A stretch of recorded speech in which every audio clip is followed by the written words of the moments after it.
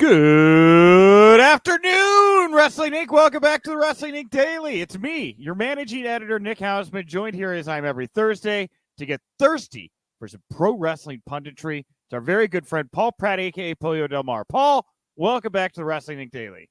It's always good to be back, and what a big news day. Oh, yeah, lots of news to get into here. We just got some ratings news that came in just before we recorded that I'm going to lead off the news block here with in just a second. But later on, if you're listening to us in audio form, you're going to hear the audio of my WWE Royal Rumble Media Row interview with Reggie. This is the last Media Row interview I'm going to be rolling out on the daily. It's also the only interview I did that doesn't have the nice microphone quality because my portable board, my mixer that I used, the batteries died during shit on you. It took a total shit on me. The audio is not as good. It's you can hear it. It's whatever. But I want to give thanks to my good friend Najir, who I met. He runs Big Gold Belt Media or Big Gold Media or something like that. I should probably get that better, right? He saw me stressing. He goes, "Man, did your batteries die?" I go, "Yeah." And like a miracle, he hands me 2 AA batteries that he had in his bag. Pop them in. 30 seconds later, I was talking to AJ Styles. I was, if I had makeup, it would have been smeared. Yeah, and that's very generous because when you give away your AA batteries, that means that your opportunities for solo fun later in the night are really limited. Well, I had to give him back. So he, I don't know what Najir does. I don't want to judge or draw any conclusions. But yeah, sure, the AA batteries. Maybe it made his night a little bit more enjoyable. Sure. I mean, of course, like every remote control requires that. Sorry, it bounced around my desk. I had to turn it off. All right. Also, later on in the show, after the Reggie interview, which, by the way, is already up in video form on our YouTube channel, we're going to dive in the mailbag. We're going to look at the Elimination Chamber. We're going to look at the matches going on there because we got a lot of AEW stuff to talk about here in just a moment. But first of all, I want to say hi to everybody else that's jumping in the chat room. Samantha, Lance, Daniel Price. Thank God you didn't have makeup on. That had been disturbing. I don't know. I could be a beautiful. I mean, I've made an entire career of it. Yeah. Daniel, so come on. I did French Restoration Theater for a little while. I'm used to wearing the big white wig and the nice powdery makeup. Doesn't bug me. Why not? Come on. Why not? Come on. Open up your mind, Daniel. All right, let's get to it. News you can use. You dress as Marie Antoinette is extremely disturbing, though. Daniel, I'll send you photos. You're not gonna believe this stuff. I can't believe I did this. I couldn't make it up if I tried. All right. News you can use, news will leave a bruise. Before we get into the Dynamite news that came out of Dynamite last night, yeah, we just got the viewership numbers in less than an hour ago. Showbuzz Daily, WrestleNomics saying about 1.12 million viewers for the show last night. It's the best viewership since like late September, so nearly 6 months since they've seen this kind of viewership. Obviously, there was a lot of hype around it with the big Forbidden Door debut thing that we'll get to here in just a moment. But good news, top line good news here for AEW. Seems like the buzz Tony was looking to create, it came to fruition. Yes, and I want to talk about my concern about that kind of thing in a little bit when we talk about the big debuts and things of that nature. But in the short term, very good news. Yeah. So the big debuts, the first one, Keith Lee, he came out. He was the big mystery signing that Tony screwed up, and he said Forbidden Door, and then also had to have Jay White come in, which we'll get to here in just a second. But Keith Lee, he debuts. He defeats Isaiah Cassidy. He's going to go to the Face of the Revolution ladder match at Revolution. During the match, we'll get to the Jeff Hardy stuff here in just a second. But Keith Lee, he comes out, he debuts. Did it deliver on your expectations? I think that it's really hard to deliver when you have hyped something up so much. I think that what I was going to say and what I want to talk about specifically in regards to this big debut, and this is very in line with what we've seen, huge name signings to AEW, people that we've been disappointed in the way WWE treated them. We want to see more from them. This is a great opportunity for Keith Lee. It obviously, all of this hype did pop the ratings.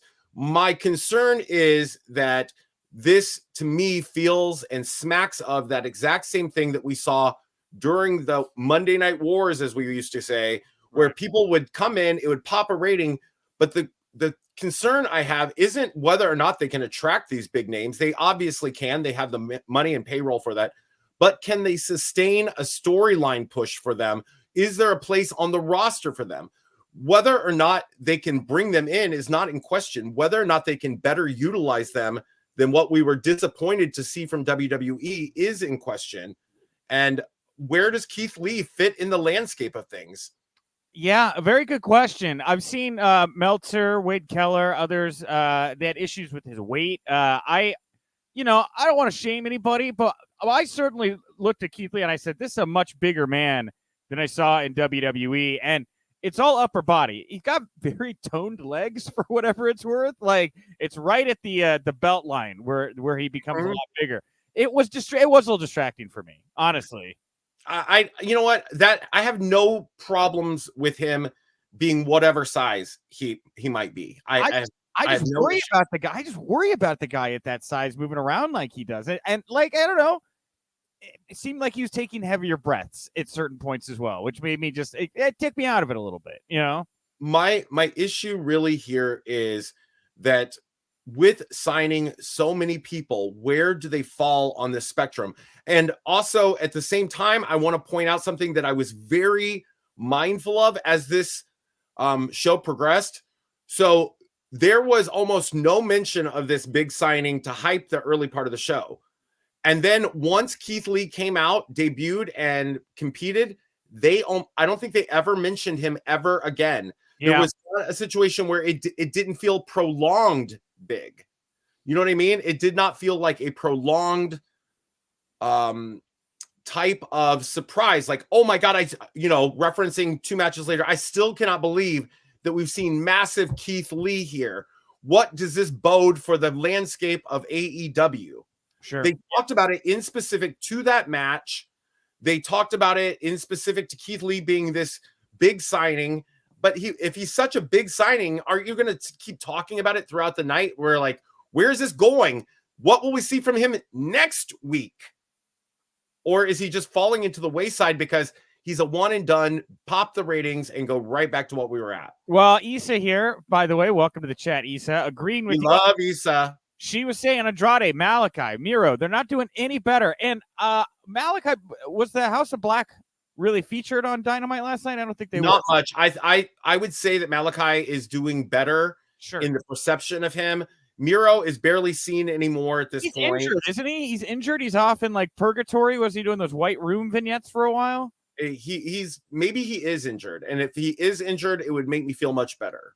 Okay. All right. I think there's something to that. And then, yeah, Andrade is going to benefit from what I'll pivot into with the rest of this Keith Lee story, because the Keith Lee match actually became a backdrop for another story that does seem to have direction. So during the match, Tony Schiavone made a reference to Jeff Hardy abruptly walking out of a 6-man tag match at the WWE live event in December. The reference was made when Matt Hardy, the manager of Private Parties Cassidy, jumped the guardrail, left his protege in the ring while the match was still going on, essentially turning his back on Cassidy. Now, just as Hardy jumped the guardrail, Schiavone referred to the move as erratic. Obviously, Matt trying to play off of this weird thing that happened with Jeff at this live event, teasing Jeff Hardy's coming in.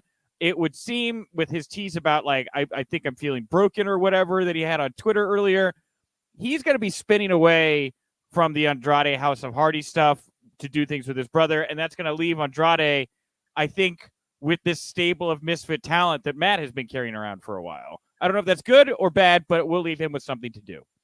Right. I mean, Andrade is very much he's an afterthought in this entire company. I had honestly almost forgotten he existed. Mm-hmm. I expected by this point in time that he would be a major player in the landscape of AEW. He is not.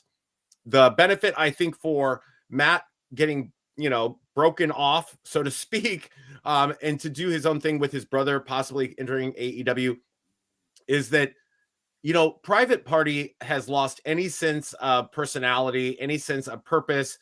The Butcher and the Blade, I don't even know if they're still a thing. We saw.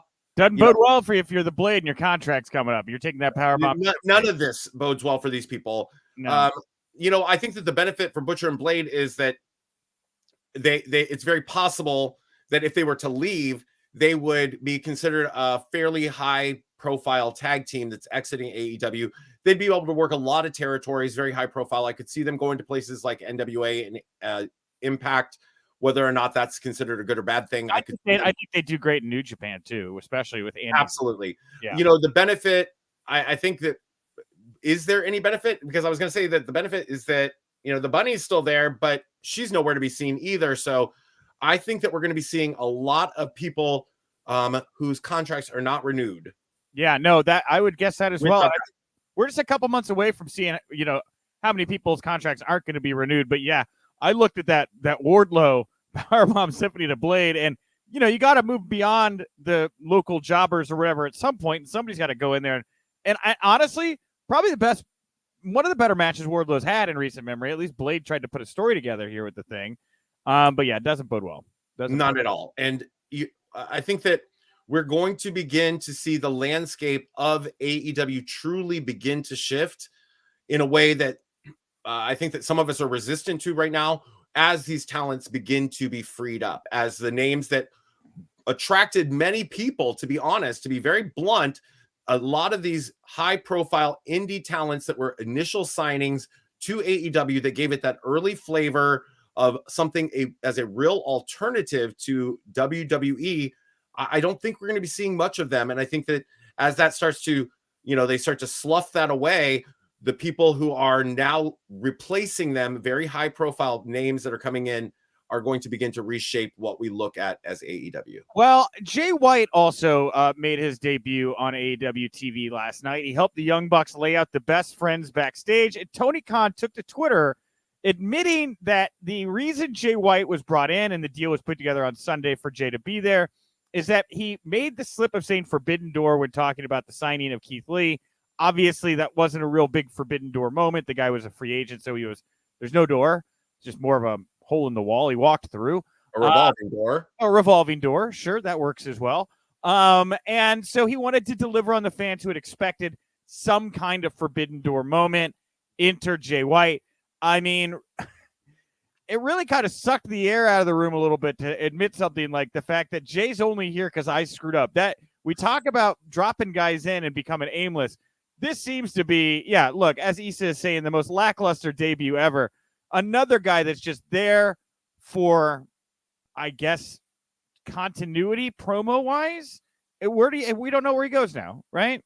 Look, and not only was it lackluster, it was beyond that. It was absolutely forgettable. If you missed that segment, which was like a reveal at the end of like a previous other segment, you would never know what even happened.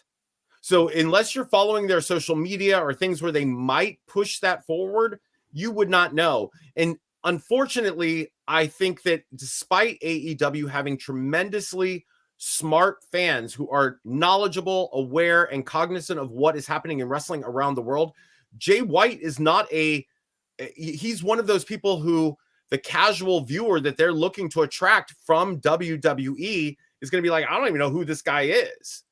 Yeah.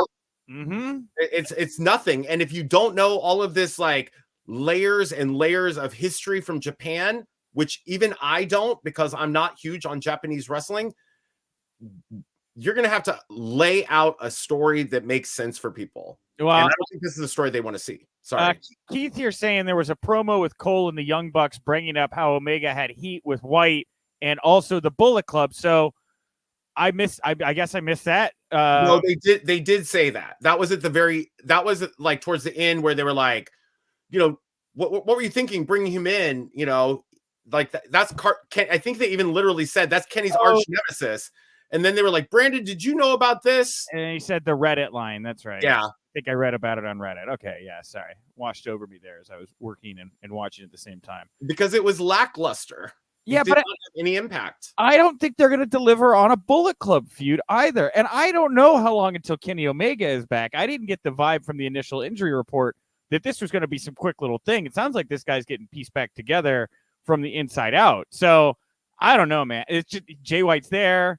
The Bucks are there. I guess they're all going to do stuff on Rampage with Adam Cole and, I'm going to tell you right now, I think that this is muddying the waters of Bucks and kind of like Undisputed Era angle, that it's just adding a layer of mud to that, because Undisputed Era versus the Elite, that's something that AEW fans have already started to see and expect a little bit. And now this is another layer, like the Bullet Club in here. It feels very messy and a bit aimless. Yeah, it is. It's starting to feel a little, and you know what Tony does is he'll pick one or two things out of the kind of mess and pick a direction or go with it. But there's a lot of it right now. Like, it's never been more murky for me in kind of the mid-card title or mid-card picture in general for AEW.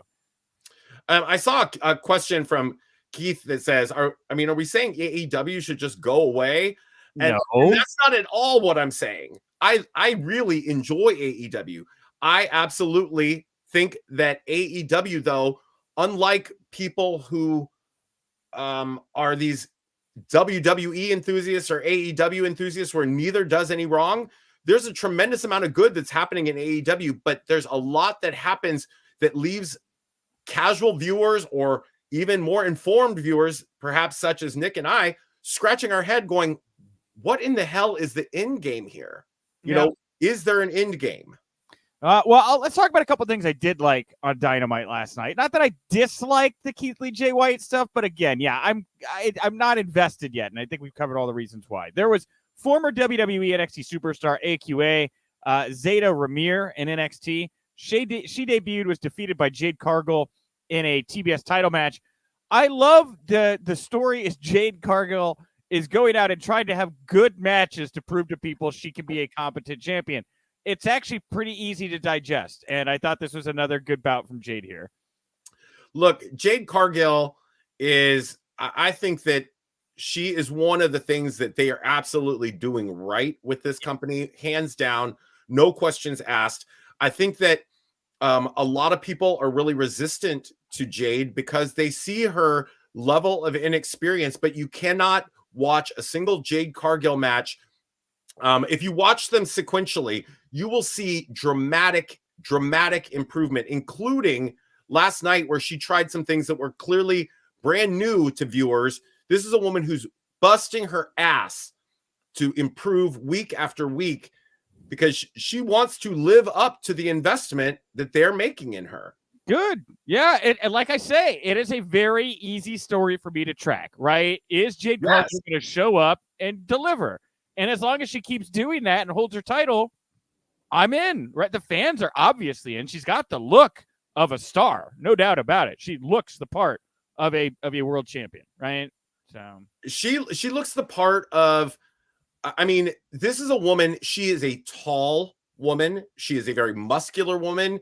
She could easily, at some point in time, as people even implored for Charlotte Flair to do, she could transition if they ever wanted to facing men in the ring and put on believable matches, particularly knowing that the roster of AEW runs on the smaller side, right? She is jacked. You put her into the ring against one of these guys who's like 180, 85 pounds. She's going to match up physically extremely well and probably tower over some of them. Well, and, Issa here, another good point. She is training with Daniel Bryan, which is something she's talked about. Tony Khan, I think, confirmed in one of the 800 interviews he did yesterday. So Bryan even confirmed it. Yeah, Bryan's. Yeah, they've all talked. But that's a great pairing right there, right? You're taking somebody that really needs to go from 0 to 100 miles per hour quickly. Who are you going to take and put with her that can really help her get there? Of course, Daniel Bryan. Bryan Danielson, right? He is the best in the world, easily. And not to mention, some of the things, and not to give this away, but I'm working on an article right now, which I can't disclose too much about, but it's legitimately talking about the fact that Jade Cargill, despite having a limited in-ring experience, has aspects of her person, physically and otherwise, that make her have earned her this spot. You can earn a spot that's high profile for a lot of different reasons, whether that's simply by being a one of a kind in what you do, or because you have tremendous in-ring skills. There's a lot of factors that play into professional wrestling, and she has some things that you cannot teach someone versus in-ring skills, which can be learned, polished, and adapted.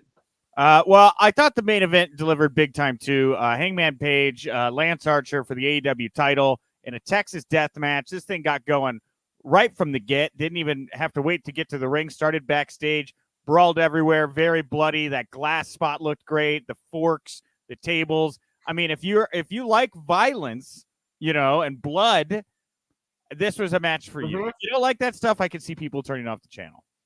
I think that this had, I think that what would keep people watching is that if you come in as a casual viewer, this is something you're not going to see on WWE. And I think some people are probably watching this like a car crash. Like, I can't believe this is actually happening. What's going on?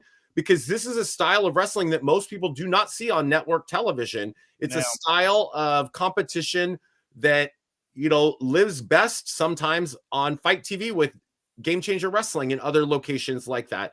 This was pretty brutal. It was pretty gruesome. And I could absolutely see why ending the show this way would keep some people just enthralled. Like, this is unbelievable. I can't see.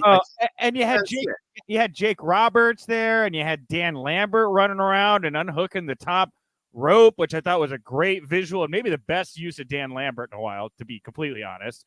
It was just like there was so much going on, like I couldn't stop watching it. Like, absolutely what you're describing.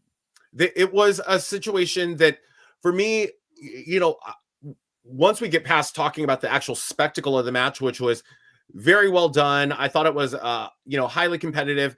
I would sincerely have wished that, the Murder Hawk Monster had gotten a better, like, pre-build to this match, so that I thought for even a moment that he could actually walk out as champion, which never was in question to me. That there was never a chance that Lance Archer was going to become the AEW World Champion in my mind, which is a disservice to someone as incredible as Lance Archer, that they did not invest in him for that build. But they both delivered in this match. Yeah, no, and that's the thing is, and I get the complaint, and I like Lance Archer a lot too. Was he a believable challenger? No, but look, he was there to fill 4 to 6 weeks with Adam Page before he gets to Adam Cole, which is going to be the pay-per-view bout. And sometimes that's your role, right? You're not going to get a huge pay-per-view. It's not supposed to be a big pay-per-view build because you're not building to a pay-per-view match. He's just somebody that needed to seem imposing, make you believe for a couple moments during the bout that maybe he could pull it out. Then he doesn't. Adam Page looks better for it. I actually think Adam Page looks better on the other side of this than he did on the Bryan Danielson stuff. Well, my problem here, Nick, is exclusively with the fact that Lance Archer came back onto television sort of out of nowhere. Right. And any momentum he had prior to this was completely gone. His push was ice cold until they dropped him into this. And as a result, had they built him in a way that would be comparable to what we're seeing from Wardlow, there would have been thought where, like, wow, maybe they are going to pull the trigger on this guy. Yeah. But we knew that he was filler. We knew that he was somebody to advance him to get to that next stage of, his title reign. And I don't like when things are, go back to, for example, Cesaro. Like, when they built up Cesaro to go into that Roman Reigns match, there was people like actually were debating, like, I don't know, maybe this is when they're, and that was effective because people were invested. Other than seeing the spectacle of a Texas death match or whatever this was, nobody was actually questioning whether or not Lance Archer could defeat Adam Page. All right. Well, lastly here from the world of AEW, in case you missed it, Tony Khan is not running for Congress. There was this players draft report, whatever, from a football site. They got some fake election filing about how Tony was running for Congress. Tony is not running for Congress. I heard this story this morning. I didn't believe it from the moment I read it, because why in the hell would Tony Khan run for political office and put himself and the company through that kind of scrutiny? It makes no sense at all. None. And I'm really glad that that rumor has been put to the side, because the last thing we need is somebody who is suddenly answering to a lot of the public for how they make their business practices. Look what Linda McMahon, running for Senate or Congress or whatever the hell she ran for, did to WWE. Like, they had to utterly whitewash their television product to make her accessible to a public. Yeah. And lastly here, before we get to Reggie, and we're going to talk some Elimination Chamber stuff in the mailbag. Earlier this week, Marco Masadi, the owner of South Africa's Sharks rugby team, revealed via Twitter that he met with Shane McMahon to discuss a partnership with WWE. He writes, "So grateful for a night out with brothers Shane McMahon, son of WWE Vince, and Doug Sifu, owner of the Florida Panthers.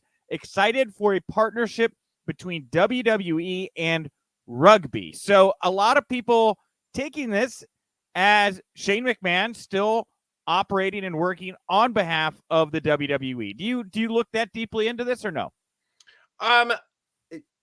Again, we talked about just like very recently. I don't think Shane McMahon has been fired by WWE. I think that he has been removed from a television performer. He's gone back to whatever he does behind the scenes. He is an ambassador for the company. He is, a member of the McMahon family. He is probably being sent out on feelers to do business. And I think that with WWE's kind of interest in finding non-wrestling talents to become WWE superstars, rugby is a great place to start. I think Ridge Holland is a rugby player, right? Yes, he is. Absolutely, he is. He was thrown out of rugby. That's what their whole thing. He was thrown out of rugby for being too much, too aggressive, too whatever. Okay, I gotcha. And more importantly, rugby globally is massive. So that is a great tie-in for them. If they can find some way to connect their product, we look at what has happened with crossovers between WWE and NFL, or, Shaquille O'Neal coming in from the NBA, or other people who are recognized sports stars around the world. Those are only American-based, in boxing for that matter, in UFC. Those are traditionally American-based sports, but rugby is a global phenomenon. So this is a great opportunity for them. All right, Paul. Well, I want to thank you for talking the news today with me. Thank you, everybody, for tuning in here. Thank you to WWE and Reggie for the time. We got a little bit more time here left on the show, so we're going to dive into the mailbag here every day, Monday through Friday. I take the @Wink Daily, WINC Daily, to put up some kind of poll, right? So we could get the hard analytics, right? We could go to the people. We can get the pulse of the people. So today's poll question, what are these Elimination Chamber matches are you most looking forward to? Is it Reigns Goldberg, the title chamber match, Becky Lynch versus Lita, or is it something else?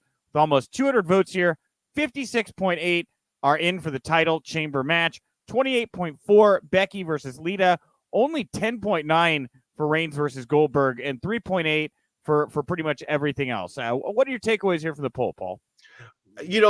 This is a beleaguered event to begin with. The public, quite a significant number of the people in the public really look down upon these Saudi events, and they can almost always guarantee that it's going to equal the return of Goldberg. So I'm not shocked that nobody's looking forward to that. And the thought of any women's wrestling match in this particular country is very depressing, because the plight of women there is not the best. And the fact that the women have to enter the ring basically wearing garbage bags, you know what I mean, to appease them, that doesn't appeal to me. Other than seeing who emerges from the Elimination Chamber, I don't know what to say about this. Yeah, and Lita is having to come out and kind of defend herself, because she has previously been very critical of the WWE Saudi relationship. So kind of surprising that she is even going to be on the show. Yeah, I was a little taken aback by that. But I don't know what, I don't know what is at play there. Yeah, and you don't know where the money's going. Ali gave it all to charity, so I mean, exactly. And Goldberg has been very open about how he is Jewish. Was very nervous about going to Saudi Arabia initially, but I guess he got over there and hey, it's Goldberg. We paid for him. Yeah, this is a one match show, the chamber match. Brock's in there. We're gonna see what happens when him and Lashley tango again, or him and Riddle, or is Riddle in the? I don't think Riddle's in the. No, he is in the chamber. He is. Yeah, he is. All right. He is. So yeah, we'll see some fun, unique matchups in the chamber. But yeah, the Buscat still won't watch a show that's paid for by the KSA. I just hope Goldberg doesn't drop down or doesn't drop Roman and injure him before WrestleMania. Yikes! I saw that on Twitter. Yeah, that comment on Twitter. Yeah, that was the Buscat there. None from straight 909. Nobody. Yeah, there's not a whole lot of positive responses there over on Twitter. I would like this card a lot better, honestly, if it did not have the shadow of what is going on politically in the backdrop, right? Like if it would be nice if it was something where we could look at it without having even the remotest thoughts about that this is being funded by people who don't align with our political thoughts as a country, that don't align with our ethical thoughts as humans, that don't align with a variety of different things. Well, I will say this. I noticed in our news a couple of hours ago, the great Kali has officially joined Indian Prime Minister Modi's party. Modi's government and party is classified as a nationalist party. Very different kind of way he runs India at the moment. And with Kali in the mix, hey, maybe Vince picks up. Maybe they start doing shows for Modi over in India in 2023. I mean, look, all it's going to take is one very large check, and they will do whatever is asked of them. It's me. I need a big check. I'm Kali. Big check. So I felt like people in the chat felt like that we were hypercritical of AEW, and I do want to say one of the things that I feel is that they are doing remarkably well, and I would love to see for Keith Lee and other people who enter the company.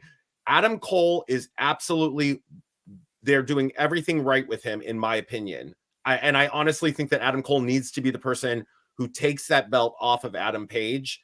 I think that even after that great match that we saw between Page and Murder Hawk Monster, Lance Archer, there's something missing for me with Adam Page as a world champion. Adam Cole checks every box.